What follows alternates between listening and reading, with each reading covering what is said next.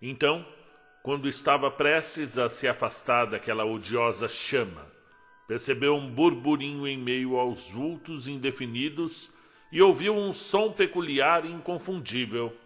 Era o gasganeio de um gol assustado, que no momento seguinte deu lugar a um verdadeiro coro de angústia.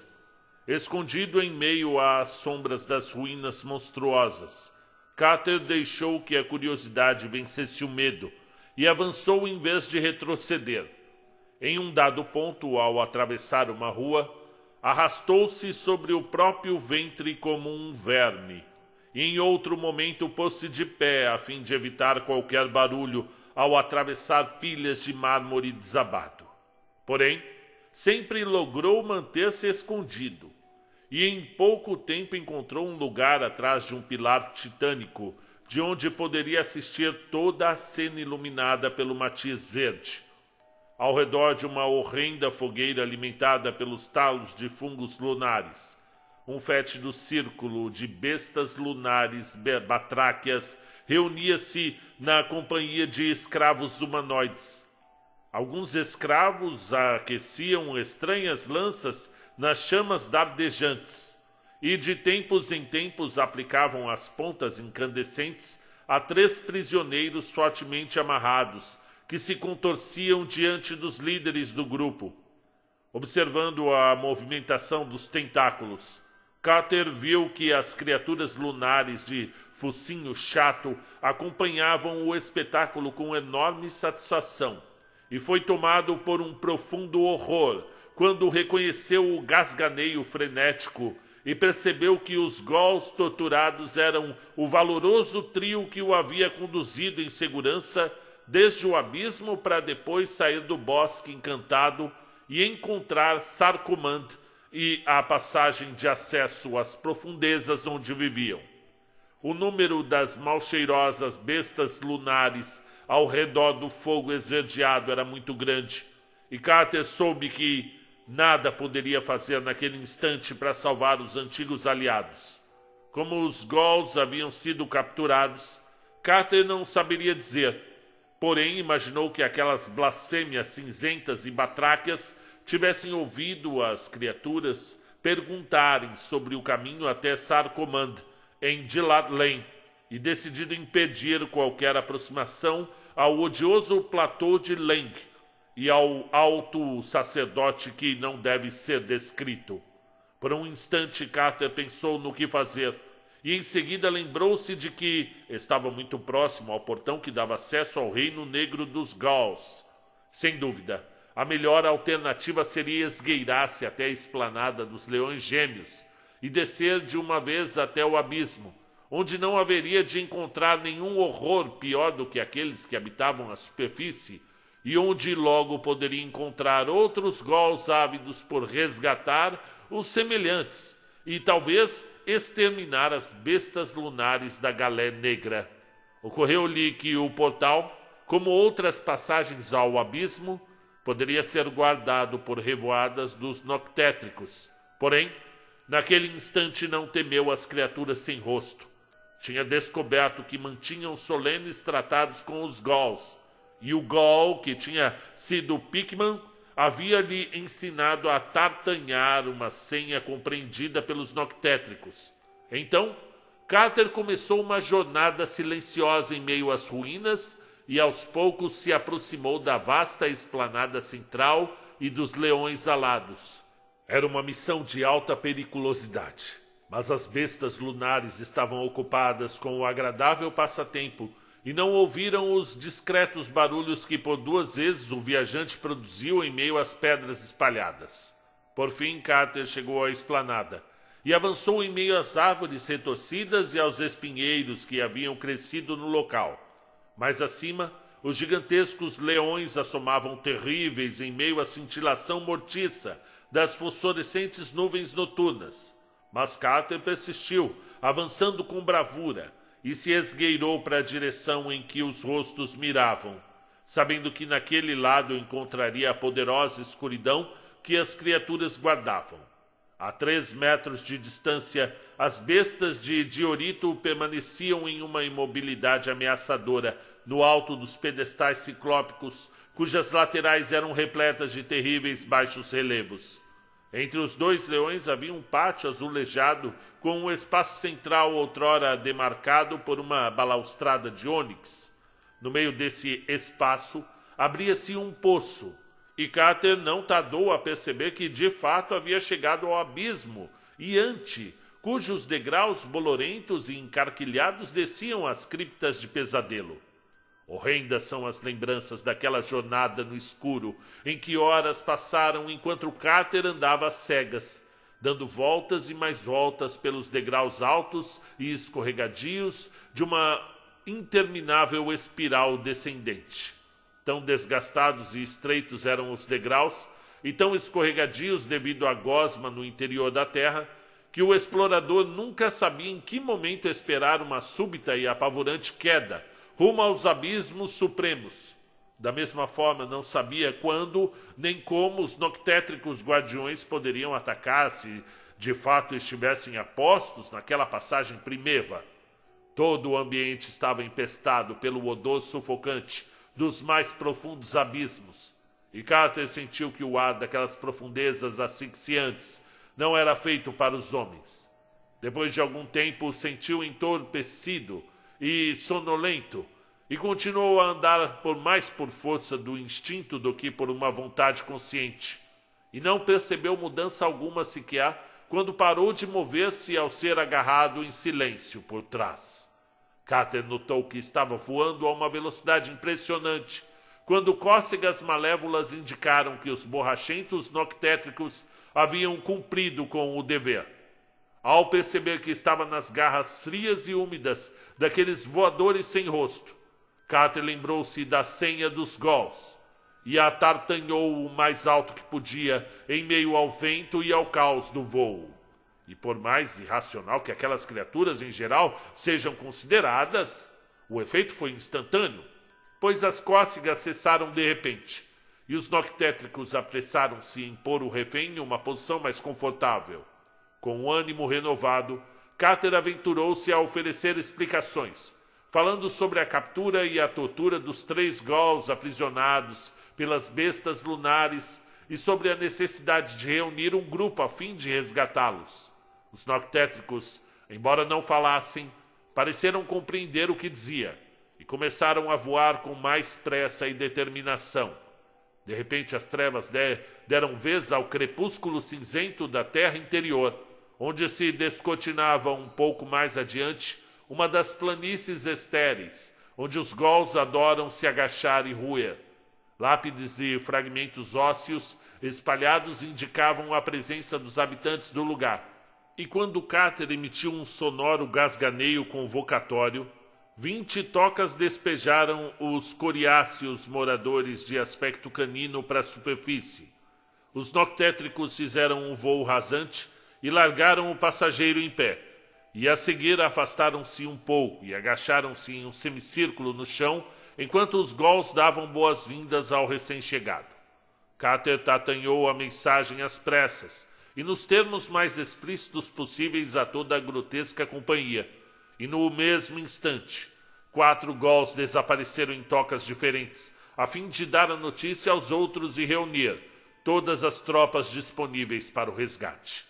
Após uma longa espera, um Gaul importante apareceu e fez gestos prenhes de significado que levaram 2 noctétricos a alçar voo e desaparecer na escuridão. Depois houve uma sequência de aterrissagens em meio ao bando noctétrico na superfície, até que, por fim, o solo lodoso estivesse coberto pelas negras criaturas. Nesse inteirinho, os novos Gauls arrastaram-se para fora das tocas, uns atrás dos outros, todos a tartanhar freneticamente, enquanto se organizavam em uma rudimentar formação de batalha junto ao bando de noctétricos. No momento oportuno surgiu o orgulhoso e influente Gaul que outrora tinha sido o artista Richard Pickman, de Boston, para quem Carter tatanhou um relato completo de tudo o que havia ocorrido. O grave Pickman, surpreso ao reencontrar o velho amigo, pareceu um tanto impressionado e convocou uma assembleia com outros chefes em um local pouco afastado da multidão. Por fim, Depois de examinar fileiras com todo o cuidado, os chefes reunidos gasganearam em uníssono e puseram-se a tartanhar ordens para os multidões de Gauls e Noctétricos. Um grande destacamento dos voadores chifrudos desapareceu no mesmo instante, enquanto as demais criaturas ajoelhavam-se, duas a duas, com as patas dianteiras estendidas à frente, enquanto aguardavam a aproximação dos Gauls, um a um. Depois de alcançar a dupla de Noctétricos, os Gauls eram levados e desapareciam na escuridão. E por fim toda a multidão havia desaparecido, à exceção de Carter, Pickman e os outros chefes e umas poucas duplas de Noctétricos. Pickman explicou que os Noctétricos são a vanguarda e as montarias de batalha dos Gauls, e que o exército estava se dirigindo a Sarcomand para combater as bestas lunares. E então Carter e os chefes dos Gauls aproximaram-se das montarias apostos e foram erguidos por patas úmidas e escorregadias.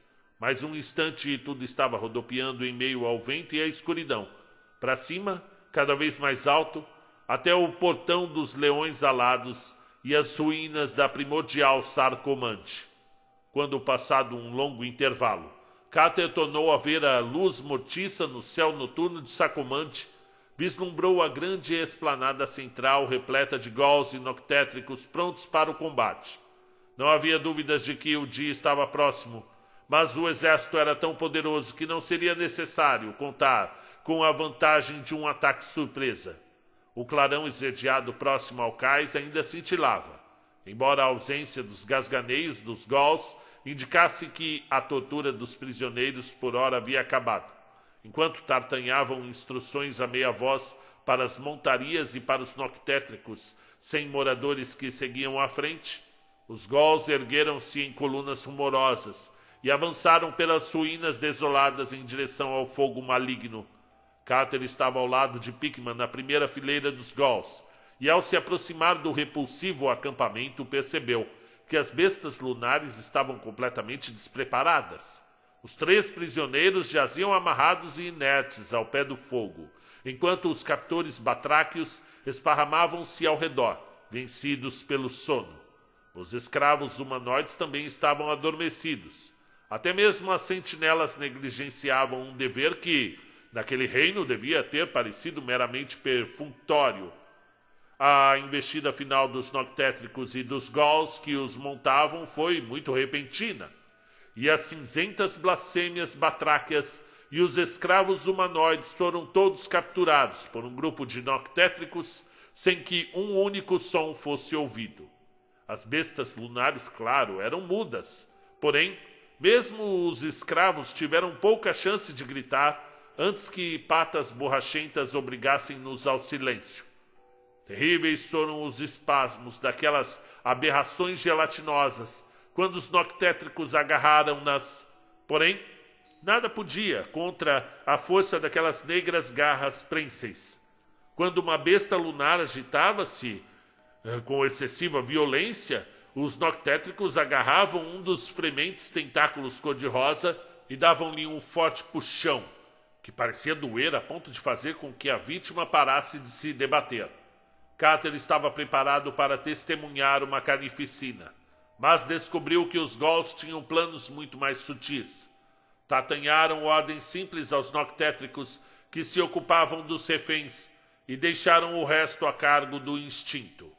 E logo as infelizes criaturas foram levadas em silêncio rumo ao grande abismo para serem distribuídas irmamente entre os Bauls, os Gugs, os Gastes e outros habitantes da escuridão cujos hábitos alimentares não são nada indolores para as vítimas. Nesse meio tempo, os 3 prisioneiros foram desamarrados e consolados pelos companheiros vitoriosos, enquanto vários grupos empreendiam buscas nos arredores à procura de bestas lunares remanescentes e subiam a bordo da mal-cheirosa galé negra no cais para garantir que nada houvesse escapado à derrota geral. E com certeza a captura fora completa, pois nenhum outro sinal de vida foi encontrado pelos vencedores.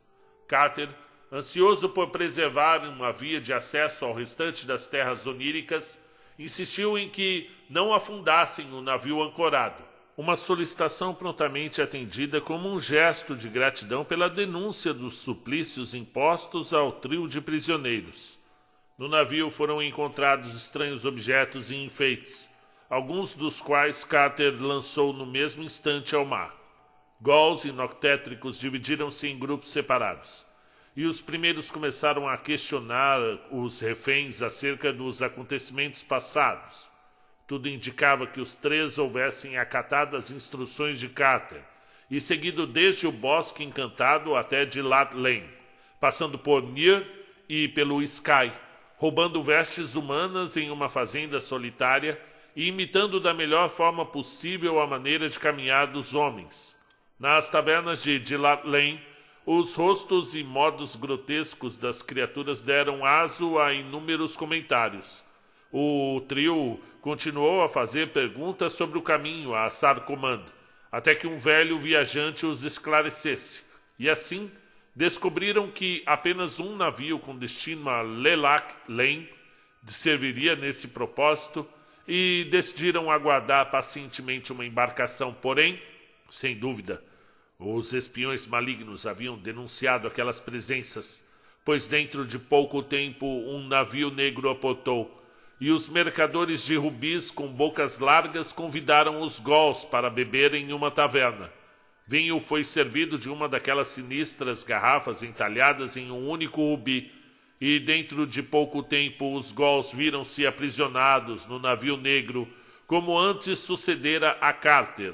Dessa vez, no entanto, os remadores invisíveis não conduziram o navio à lua, mas a antiga Sarkomand, sem dúvida, a fim de levar os prisioneiros à presença do alto sacerdote, que não deve ser descrito.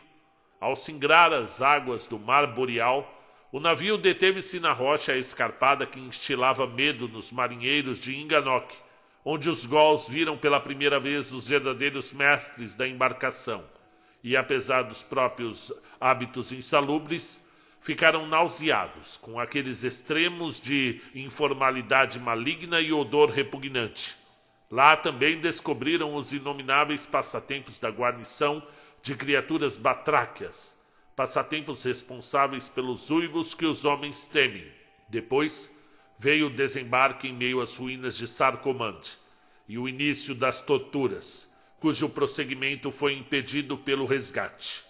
A seguir foram discutidos os planos para o futuro, quando os três Ghouls resgatados sugeriram uma invasão da rocha escarpada e o extermínio da guarnição batráquia. Os noctétricos fizeram objeções, uma vez que o prospecto de voar sobre a água não os agradava.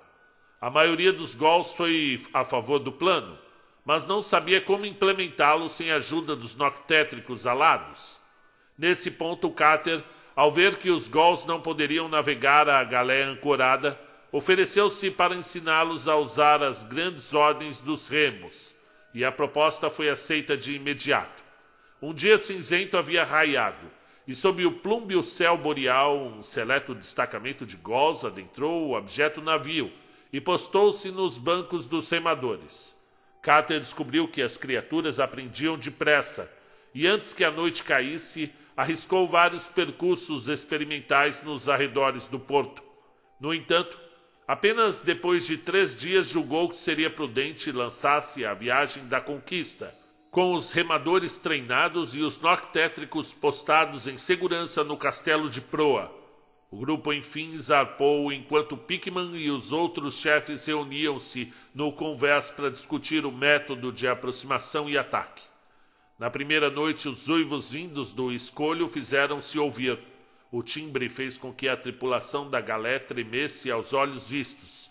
Porém, a quem mais estremeceu foram os 3 Ghouls resgatados, que conheciam o significado preciso daqueles uivos. Foi decidido que seria melhor evitar um ataque à noite, e assim o navio atravessou as velas sob as nuvens fosforescentes à espera da aurora cinzenta. Quando a luz tornou-se suficiente e os uivos cessaram, os remadores puseram-se mais uma vez a trabalhar, e a galé aproximou-se cada vez mais da rocha escarpada, cujos pináculos de granito estendiam-se como garras fantásticas rumo ao céu mortiço. As laterais do escolho eram demasiado íngremes, mas em saliências rochosas aqui e acolá viam-se as paredes de estranhas habitações sem janelas e os balaústres que guarneciam os caminhos mais elevados. Nenhuma embarcação humana jamais havia se aproximado tanto do lugar, ou pelo menos jamais havia se aproximado tanto e retornado. Mas Carter e os Gauls permaneceram impávidos e seguiram adiante, dando a volta pela face oriental do escolho e procurando os cais mais ao sul que, segundo o trio desgastado, localizavam-se no interior de um porto formado por altos promontórios. E os promontórios eram extensões da própria ilha e chegavam tão perto uns dos outros que apenas um navio podia passar de cada vez. Não parecia haver sentinelas à vista, e assim o navio foi conduzido com determinação através do estreito e ao interior do fétido e estagnado porto mais além. Lá, no entanto, havia movimento e atividade. Diversos navios portavam pela âncora ao longo de um formidável cais de pedra, e dezenas de escravos humanoides e bestas lunares na zona portuária transportavam caixas e caixotes, ou conduziam horrores inomináveis e fabulosos atrelados a ponderosos carroções. Havia um pequeno vilarejo de pedra construído com um material extraído do penhasco vertical que dominava os cais e o princípio de uma estrada serpenteante que espiralava em direção às mais altas saliências do escolho. O que poderia haver no interior daquele prodigioso pico de granito ninguém saberia dizer, mas as coisas que se viam e ouviam do lado de fora não eram nem um pouco encorajadoras. Ao ver a galé se aproximando, a turba no cais demonstrou entusiasmo. Os que tinham olhos observavam o navio de perto, e os que não tinham fremiam os tentáculos rosados de expectativa. Não haviam percebido a troca no comando do navio negro, pois os Gauls são bastante parecidos com os humanoides dotados de chifres e cascos, e os noctétricos estavam escondidos no convés. Nesse ponto, os líderes tinham um plano detalhado, que consistia em soltar os noctétricos assim que chegassem ao cais e afastar-se no mesmo instante, para que o assunto fosse resolvido pelos instintos daquelas criaturas quase irracionais. Uma vez abandonados no escolho, a primeira providência dos voadores chifrudos seria agarrar todas as coisas vivas que encontrassem, e depois, dominados pelo instinto de voltar para casa, esqueceriam o medo da água e retornariam voando a toda velocidade para o abismo, levando as presas abjetas a um destino apropriado no escuro, onde poucas sairiam com vida. O Gaul, que outrora havia sido Pickman, desceu ao convés para dar instruções aos noctétricos, enquanto o navio se aproximava dos algourentos e mal-cheirosos cais. Fez-se um burburinho na zona portuária, e Carter percebeu que a movimentação do navio havia começado a levantar suspeitas. Era evidente que o timoneiro não estava rumando para a doca correta, e provavelmente os observadores tinham percebido a diferença entre os horrendos Gauls e os escravos humanoides cujo lugar ocupavam. Um alarme silencioso deve ter soado, pois quase no mesmo instante, uma horda de mefíticas bestas lunares começou a derramar-se pelas pequenas portas negras das casas sem janelas e a descer a estrada serpenteante à direita. Uma saraivada de curiosos dardos atingiu a galé assim que a proa chegou ao cais, alvejando 2 Gauls e ferindo de leve um terceiro. Porém, nesse ponto todas as escotilhas foram abertas, para dar passagem a uma nuvem negra de rumorosos noctétricos que enxamearam toda a cidade como uma revoada de morcegos chifrudos e ciclópicos. As gelatinosas bestas lunares haviam providenciado uma longa vara e tentavam empurrar o navio invasor para longe, mas com a investida dos noctétricos abandonaram a iniciativa. Era um espetáculo terrível ver aqueles fazedores de cócegas borrachentos e sem rosto desfrutando um passatempo. E causava uma impressão tremenda ver a densa nuvem de criaturas alastrar-se pelo vilarejo e subir pela estrada serpenteante. Às vezes um grupo dos voadores negros largava um prisioneiro batráquio por engano em pleno voo, e a maneira como a vítima estourava ao cair era um atentado à visão e ao olfato. Quando o último noctétrico saiu das galés, os líderes dos Gauls deram a ordem de bater em retirada, e os remadores afastaram-se silenciosamente do porto, entre os promontórios cinzentos, enquanto o vilarejo mergulhava no caos, o caos da batalha e da conquista. O Gaul, que outrora havia sido Pickman, dispôs de várias horas até que os noctétricos tomassem uma decisão em suas mentes rudimentares e vencessem o medo de atravessar o mar voando, e manteve a galé a cerca de 1 milha da rocha escarpada, enquanto aguardava e aplicava bandagens nos homens feridos. A noite caiu e o crepúsculo cinzento deu lugar à fosforescência mortiça das nuvens baixas, e durante o tempo inteiro os líderes observavam com atenção os sobranceiros picos do escolho maldito, buscando sinais do voo dos noctétricos. Quase pela manhã, um pontinho negro planou timidamente acima dos mais elevados pináculos, e logo depois o pontinho transformou-se em um enxame. Pouco antes da aurora, o enxame pareceu espalhar-se, e dentro de 15 minutos havia desaparecido por completo no horizonte a nordeste. Por uma vez ou duas vezes, algo pareceu cair do enxame disperso nas águas do mar, mas Carter não sentiu-se apreensivo, pois sabia que as bestas lunares batracas não sabiam nadar. E por fim, quando os Gauls convenceram-se de que todos os noctétricos haviam retornado para Sarcomante e para o grande abismo com as vítimas condenadas, o navio retornou ao porto, por entre os promontórios cinzentos, e toda a horrenda companhia foi à terra e desbravou a rocha nua protegida por torres e pináculos e grandes fortalezas cinzeladas em pedra sólida. Terríveis foram os segredos desvendados nessas malignas criptas sem janela, pois os restos dos joguetes abandonados eram muitos e apresentavam-se em diversos estágios de decadência em relação ao estado original. Carter acabou com algumas coisas remanescentes que ainda estavam vivas de certa forma, e fugiu às pressas em outras em relação às quais não se pôde ter certeza. A maioria das casas fétidas era mobiliada com grotescos bancos entalhados em madeira lunar e ornados com pinturas de desenhos frenéticos e inomináveis. Inúmeras armas, implementos e enfeites espalharam-se ao redor, incluindo grandes ídolos de rubi sólido, que representavam criaturas singulares inexistentes na Terra.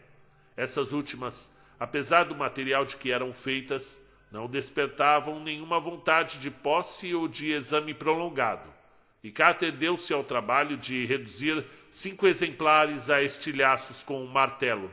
Juntou as lanças e os dardos espalhados ao redor e, com a aprovação de Pickman, distribuiu-os entre os Gauls. Essas armas eram novidade para os trotadores caninos, porém, a relativa simplicidade permitiu que aprendessem a usá-las depois de ouvirem uns poucos conselhos sucintos.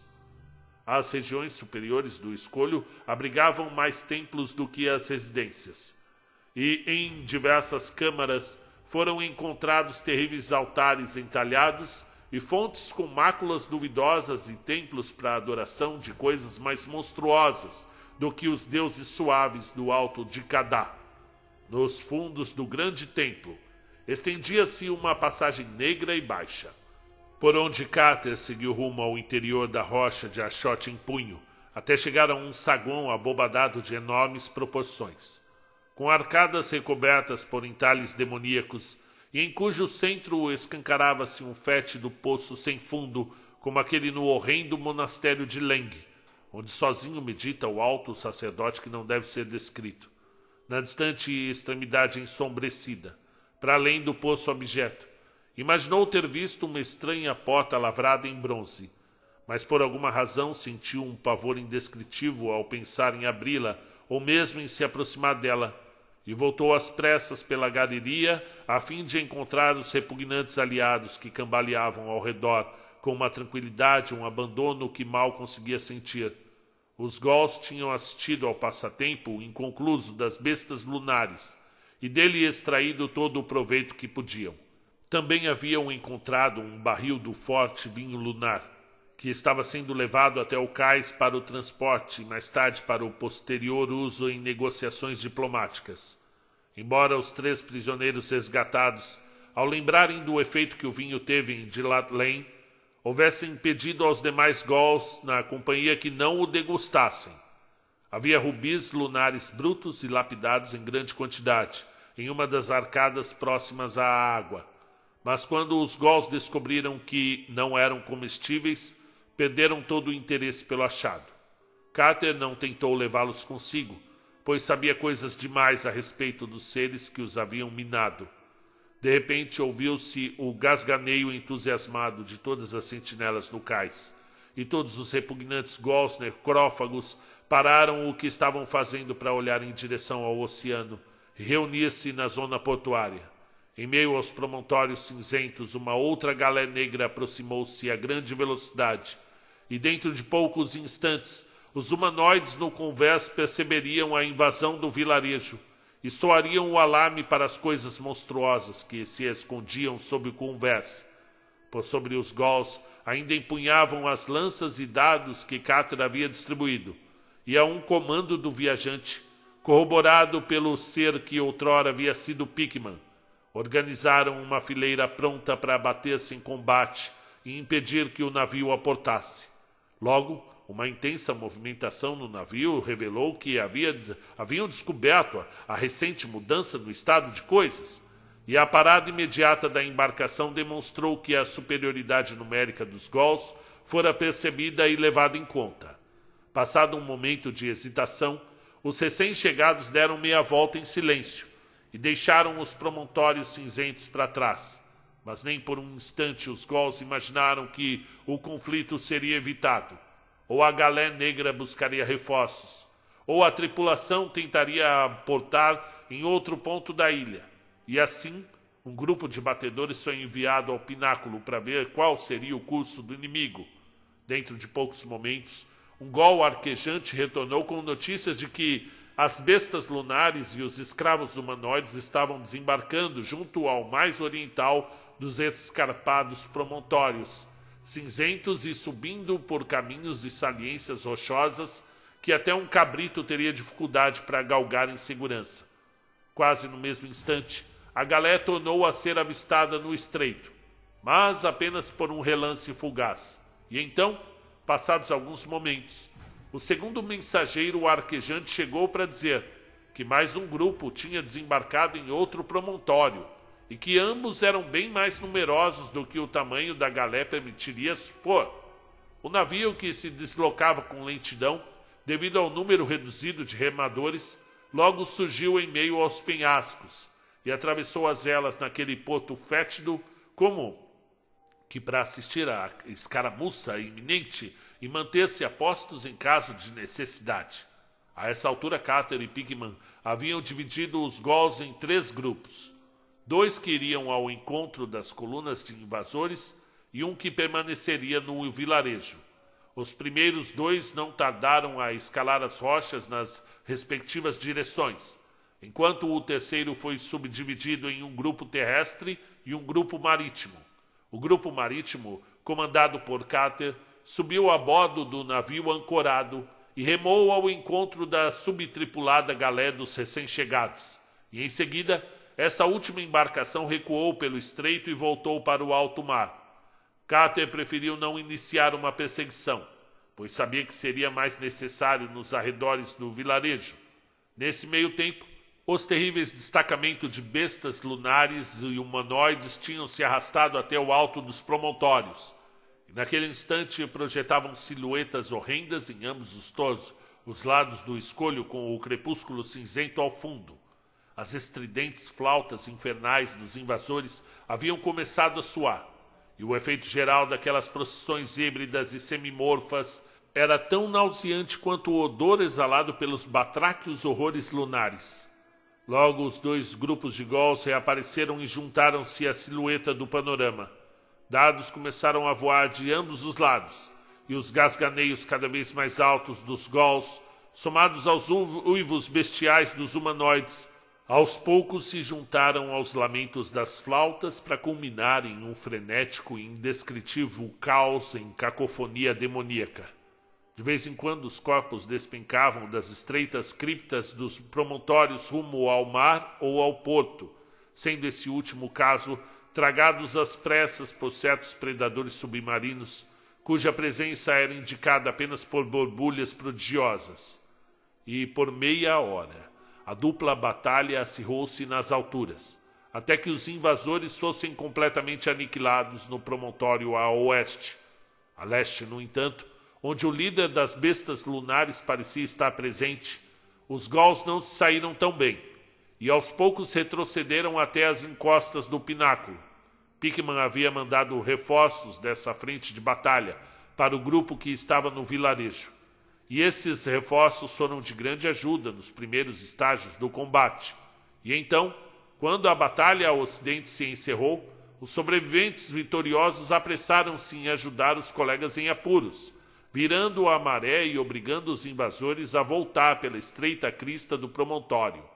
Os humanoides estavam todos mortos a essa altura, mas os últimos horrores batáquios lutavam desesperadamente com enormes lanças empunhadas nas robustas e asquerosas garras.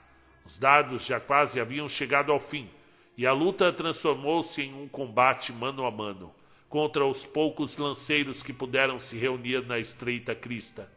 À medida que a fúria e a imprudência aumentavam, o número de feridos que caía ao mar crescia. Os que despencavam do porto sucumbiam à extinção inominável dos borbulhadores invisíveis, mas os que despencavam no mar conseguiam nadar até os penhascos e alcançar os baixos, enquanto a galé inimiga resgatava diversas bestas lunares. A não ser no porto onde os monstros haviam desembarcado, os penhascos eram inescaláveis, e assim nenhum dos Gauls nas rochas pôde se reunir à linha de batalha. Alguns foram mortos por dardos da galé hostil ou das bestas lunares lá no alto, mas uns poucos sobreviveram até o resgate. Quando a segurança dos grupos em terra parecia assegurada, a galé de Carter avançou por entre os promontórios e afastou o navio inimigo em direção ao mar, fazendo paradas a fim de resgatar os Gauls que estavam sobre a rocha ou nadando no oceano. Várias bestas lunares arrastadas de encontro às rochas ou aos recifes foram rapidamente liquidadas. E por fim, quando a galé das bestas lunares estava a uma distância segura e o exército invasor concentrava-se em um único ponto, Carter desembarcou uma força considerável no promontório oriental da retaguarda do inimigo, e após essa manobra, a batalha durou muito pouco. Atacadas por ambos os lados, as criaturas abjetas foram rapidamente cortadas em pedaços e empurradas em direção ao mar, e ao entardecer, os chefes dos Gauls declararam que a ilha estava livre do inimigo. Até a galé hostil havia desaparecido nesse meio tempo, e foi decidido que seria melhor evacuar a maligna rocha escarpada antes que uma horda invencível de horrores lunares pudesse se reunir e avançar contra os vencedores. À noite, Pickman e Carter reuniram todos os Gauls, e depois de os contarem com todo cuidado, descobriram que mais de um quarto do exército fora perdido nas batalhas do dia. Os feridos foram acomodados em beliches na galé, uma vez que Pickman desencorajava o velho costume Gaul de matar e comer os próprios feridos, e os soldados ilesos foram mandados aos remos e a outros lugares onde pudessem ser úteis. Sob as baixas nuvens fosforescentes da noite, a galé partiu, e Carter não lamentou deixar para trás aquela ilha de segredos insalubres, cujo escuro saguão abobadado, com um poço sem fundo e uma repugnante porta de bronze, não paravam de assombrar-lhe os pensamentos. Quando a aurora raiou, a tripulação pôde avistar os cais arruinados basálticos de Sarcomante, onde uns poucos noctétricos permaneciam de guarda, agachados como sombrias gárgulas chifrudas no alto das colunas quebradas e das esfinges decrépitas da cidade terrível que tinha vivido e morrido antes da Era do Homem. Os Gols acamparam em meio às pedras desabadas de Sarcomante e despacharam um mensageiro para solicitar aos Noctétricos que lhe servissem de montaria. Pickman e os demais chefes agradeceram efusivamente a ajuda de Carter, e Carter percebeu que o plano estava amadurecendo bem e que poderia valer-se da ajuda daqueles terríveis aliados, não apenas para deixar aquela parte das terras oníricas, mas também para levar adiante a busca suprema pelos deuses no alto da desconhecida Kadá, e pela cidade ao pôr do sol, que por estranhos motivos esses mesmos deuses negavam-lhe. Dando seguimento ao plano, Carter discutiu esses assuntos com os líderes dos Gols, dizendo que sabia da existência da devastação gelada onde se estende Kadá, e dos monstruosos Shantax, e das montanhas entalhadas em imagens de duas cabeças que aguardam. Falou sobre o medo que os Shantax tinham dos Noctétricos, e sobre como os vastos pássaros hipocéfalos fogem aos gritos das tocas negras no alto dos lúgubres picos cinzentos que separam Inganok da odiosa Leng. Falou também sobre as coisas que tinha aprendido a respeito dos Noctétricos nos afrescos dos monastérios sem janelas do alto sacerdote que não deve ser descrito. E disse que até mesmo os grandes deuses os temem, e que o senhor dos Noctétricos não é o caos rastejante Nyarlathotep, mas o encarnecido e imemorial Nodens, o senhor do grande abismo. Todas essas coisas Carter tatanhou para a Assembleia de Gols, e em seguida fez menção ao pedido que tinha em mente, e que não lhe parecia extravagante em vista dos serviços que havia acabado de prestar aos trotadores borrachentos e caninos. Afirmou que desejava os serviços de um número de Noctétricos suficiente para levá-lo voando em segurança aos confins do reino dos Shantax e das montanhas entalhadas, rumo à devastação gelada muito além da trilha de retorno de qualquer outro mortal.